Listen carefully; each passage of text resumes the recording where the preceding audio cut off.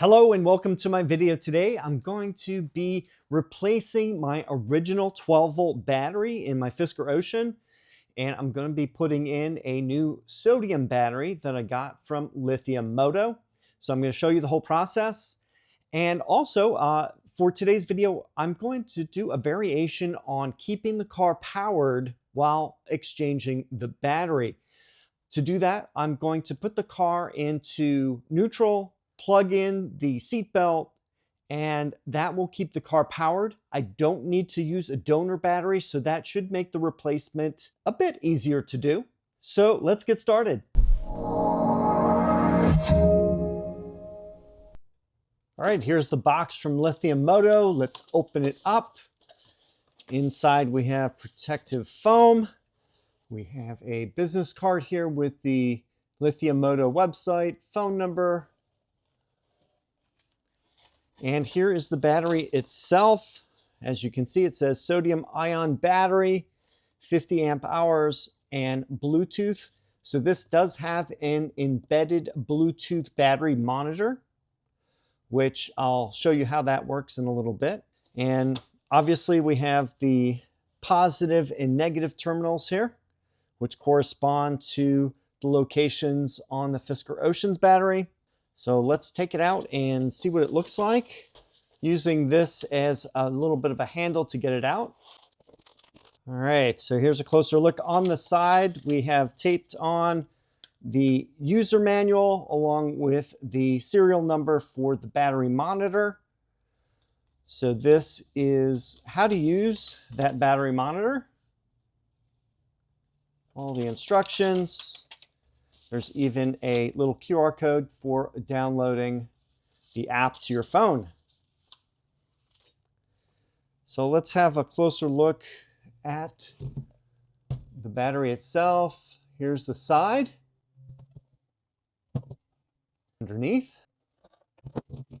Not much else to show you. It's a 12-volt battery.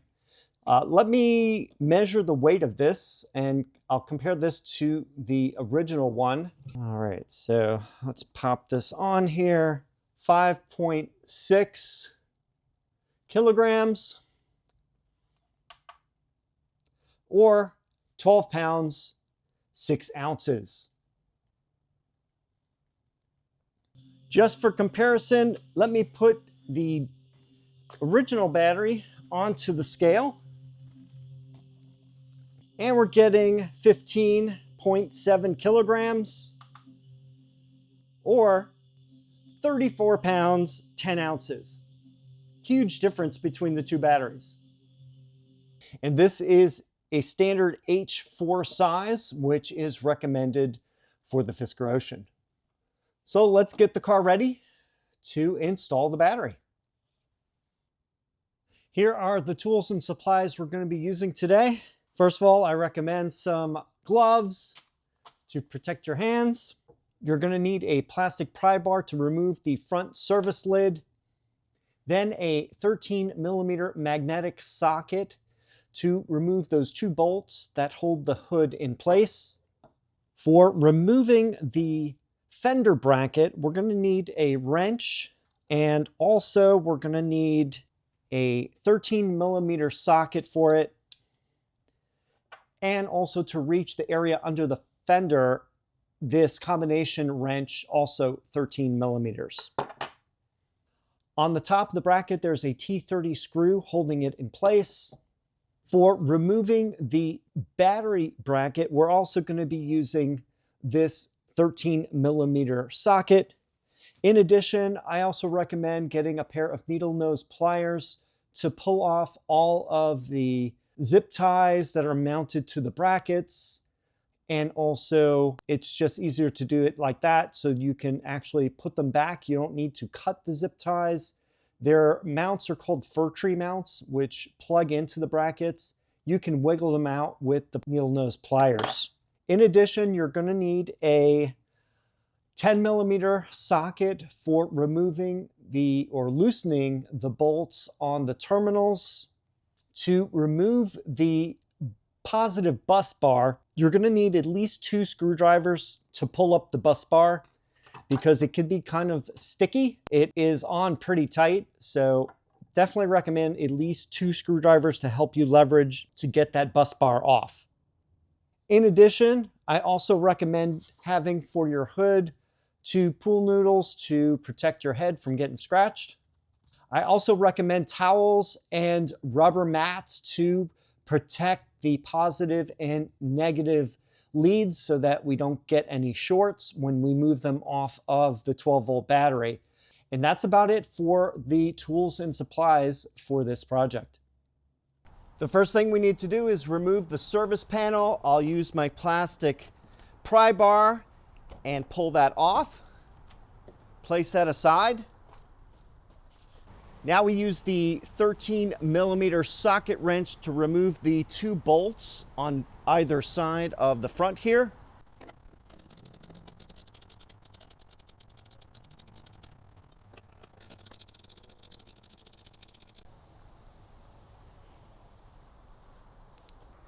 Now we carefully lift up the hood. You're going to hold it until you hear the lock. And once that's inserted into the hinge, you can let go. Now that we have the hood open, it's a good idea to protect your head from these brackets. So I have some pool noodles. Check out the video up here to show you how to make them. First thing we're going to do is set the car so that it will stay on. And we'll do that by putting the seatbelt into the clasp, and then I'm going to quickly sit inside, put my foot on the brake, put the car in neutral. It's now in neutral. To be extra safe, put wheel chocks in front and behind the tires so that the car doesn't move. I also open the driver's side door window so that if there's anything needs to get inside, I can do that easily. I'm also going to leave the key fob inside. I don't know if that really makes any difference, but I'm going to leave it in the center console. Then I'm free to close the door and I can get started with the battery replacement. Once we've opened the hood and make sure we put the locking mechanism on the hinge, we can now remove the fender bracket, which is this black support bar right here. There are 4 13mm bolts, 2 here and 2 inside. Then we have 2 T30 that we need to remove right here, and then we can take the bracket out. The ones that are inside here are fairly difficult to reach, so be very careful.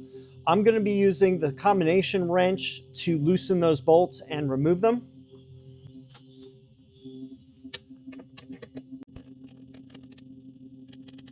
All right, so you can see inside I've loosened them up, and I'm going to take them out now and place them aside. Then I'm going to remove these 2 guys right here.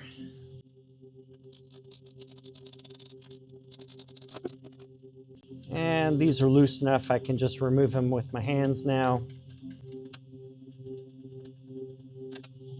Now for the top, you can see that there are 2 of the bolts right here.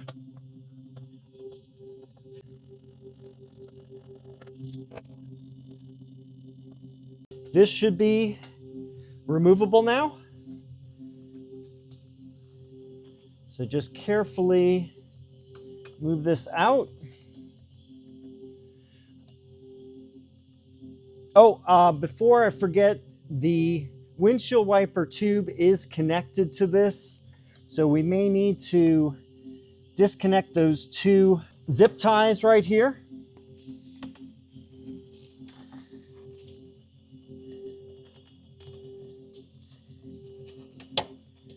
All right. So I was able to use the needle nose pliers to release the 2 zip ties that are connected to the fender bracket. The next thing we have to do is we have to disconnect the fireman's switch right here. You can also use a pair of needle nose pliers. Just go down to the base here, twist,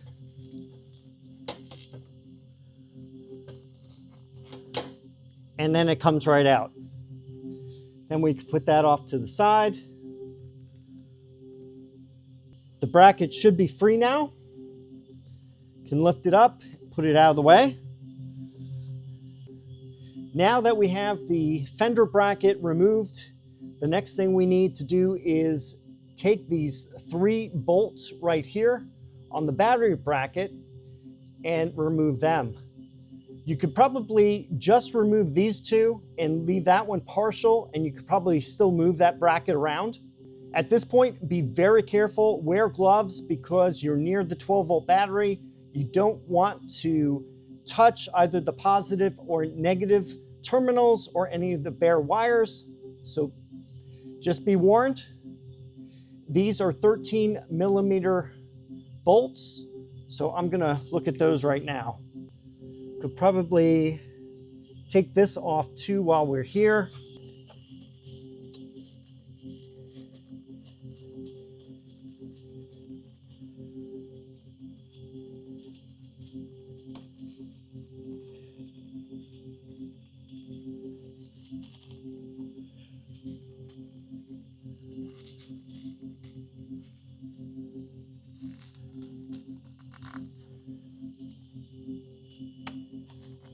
All right. By the way, these are called fir tree mounts or clips. I'm just going to move that out of the way also.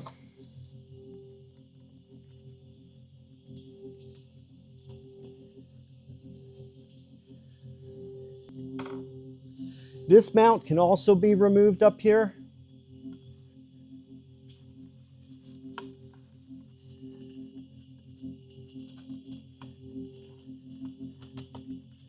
Just makes it easier to access that bracket. These 3 bolts can be really tough to remove. On some cars, there's Loctite holding those bolts in place. I am crossing my fingers and hoping I don't have the Loctite on my bolts, since it makes it a lot more difficult to remove. So I'm going to test it, see how it works.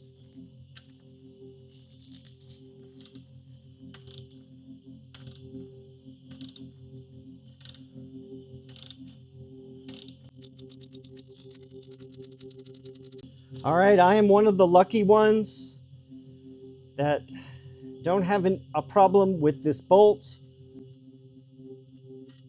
If you do have a problem with these not moving, you're going to need to use like a heat gun and also possibly use some sort of wedge.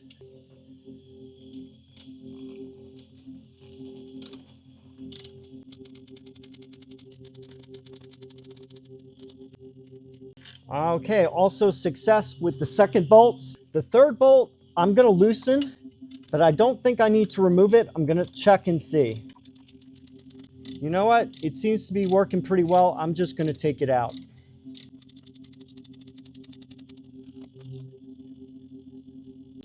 All right, the last bolt is removed. I can now take this bracket and move it out of the way.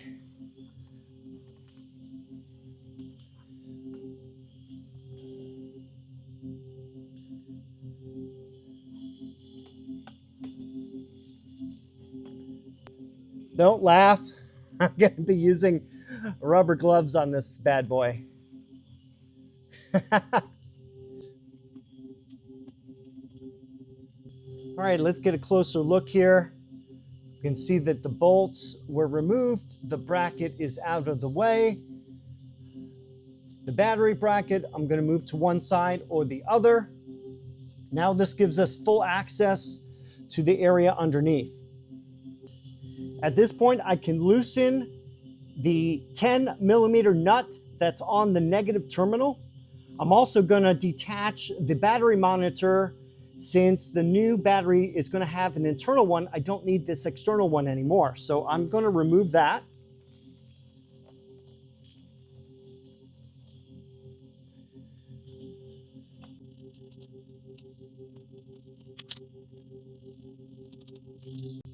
All right, now that the negative terminal is loose, I can disconnect it.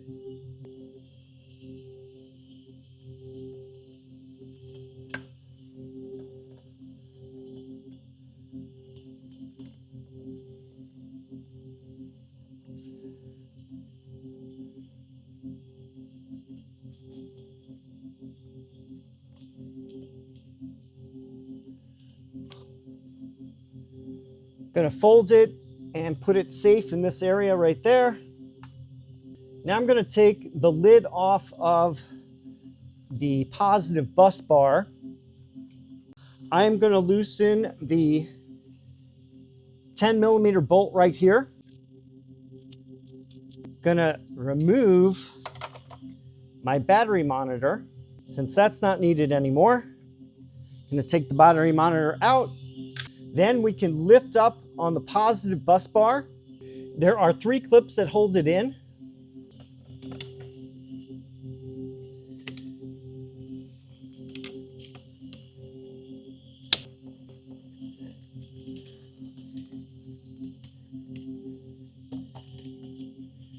All right.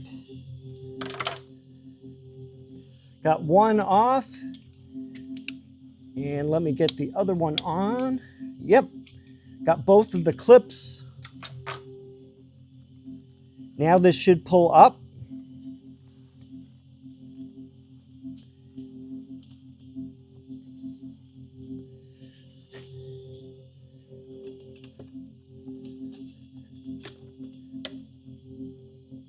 There's not a whole lot of room right here.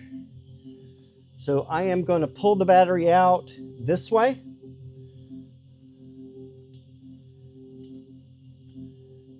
Another good idea to do is put these caps on the terminals so the battery is isolated.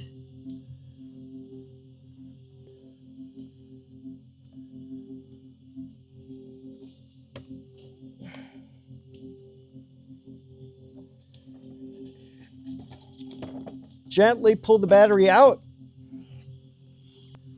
And I'm going to insert the new battery.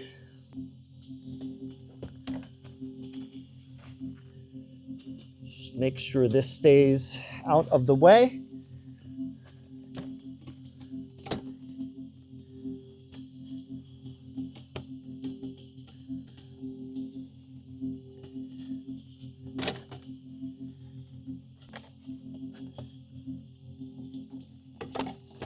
There we go. It is now in place.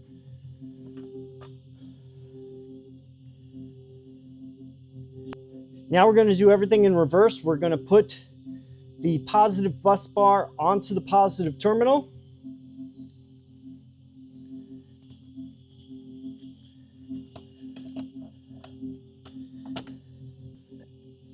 Gonna adjust this wire.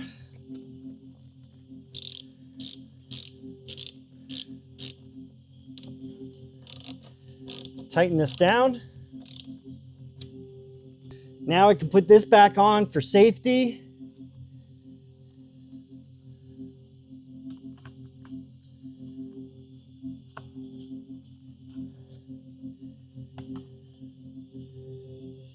Can take the protection off of the negative terminal.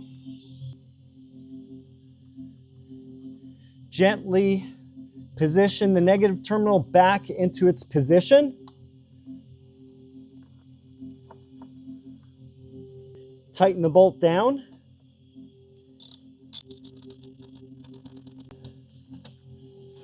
Now we can move the battery bracket back on.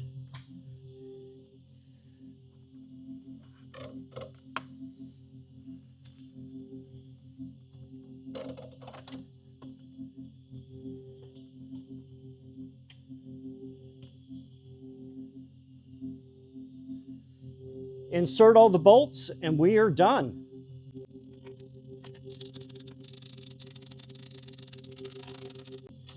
All right. And for the rest of it, just do the reverse of what I did in the first half of the video. Also make sure that the positive bus bar is snapped onto the battery. And there we go. 2 more bolts up here. Put the fender bracket back on, and then you're all set. So when we're done with the battery, you can go to the car and shut it off. And now's a good time to make sure that you don't see any battery warnings. There sometimes can be a 12-volt battery warning where you may need to do a reset on the EVSE fuse, or you may just need to let it sit overnight and have it reset it by itself. So, and if everything goes right, you probably won't need to do anything. Well, I hope this video was useful for you in seeing how to replace a 12-volt battery in the Fisker Ocean. This one is different than my previous video in that I did not use a donor battery, but I still kept the car powered by keeping the car in neutral, and the car stays on. If you are installing a regular AGM 12-volt battery, you would do the same procedure that I just showed you in this video. The sodium battery doesn't make any difference as far as the installation goes. And as far as the sodium battery, I'm going to keep my eye on it for the next couple weeks and see how it performs. And I'll do a follow-up video showing you how it works by looking at the battery monitor and also if there's any errors that are shown in the vehicle. That about does it. If you have any questions or comments, please leave them down below.